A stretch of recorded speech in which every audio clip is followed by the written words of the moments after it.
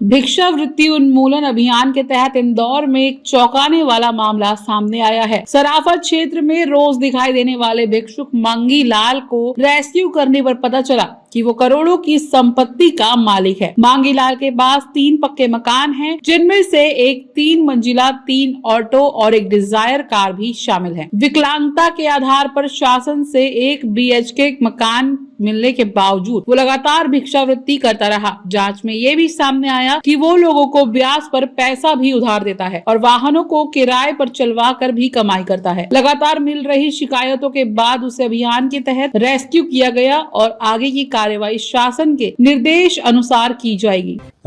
Actually हमारी कार्यवाही लगातार चल रही थी। इसी दौरान हमें सराफा से कुछ लोगों की शिकायतें प्राप्त हुई थी, पहले भी हुई थी और हमने कोशिश भी किया था, पर हम उसको नहीं पकड़ पाए थे।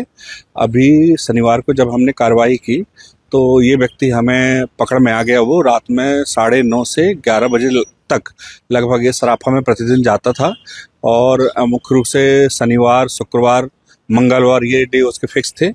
और ये साइकिल में जो घिसटने वाली साइकिल होती है उसमें जाता था और भिक्षावृत्ति करता था।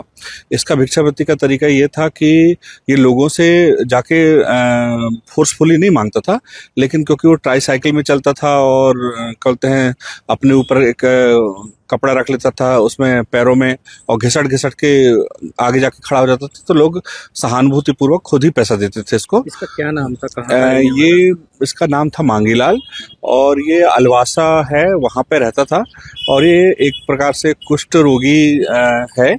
और इसने फिर जब हमने इसकी जांच वाच की तो इनके माता पिता भी हैं, वृद्ध हैं माता पिता, और 2 भाई हैं, लेकिन दोनों भाई अलग रहते हैं इसके। कितने सालों से सर करता था? ये लगभग पिछले 8-10 साल से कर रहा है ऐसा लोग बता रहे हैं, पर मांगीलाल का कहना है हमने 22 या 21 से चालू किया है भिक्षावृत्ति करना। कितनी प्रॉपर्टी सर इसकी बताइए? जो इसने जानकारी दी उसके हिसाब से एक 3 मंजिला पक्का मकान है, एक सिंगल मकान है और एक और है जो इसको सरकार की तरफ से भी मिला हुआ है।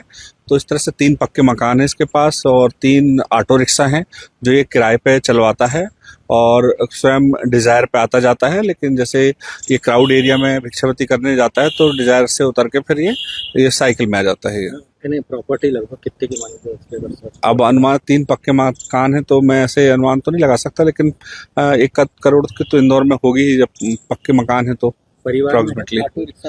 हाँ, 3 ऑटो रिक्शा है उसके नंबर भी उनके ड्राइवर ने हमें बताया कि ये गाड़ी के नंबर है, डिजायर का नंबर भी बताया उन्होंने। परिवार भी रखा है? हाँ, हायर करके रखा हुआ है उन्होंने। ड्राइवर को कितना दिया इसकी जानकारी तो मेरे नहीं ली, लेकिन ये है कि प्रतिदिन उसको भिक्षावृत्ति में उसका कहना है कि मेरे को 400 से 500 रुपये प्रतिदिन मिल जाते थे। महीने भर में कितना कमा लेता था? महीने भर में ये लगभग 20,000 से ऊपर कमा लेता है।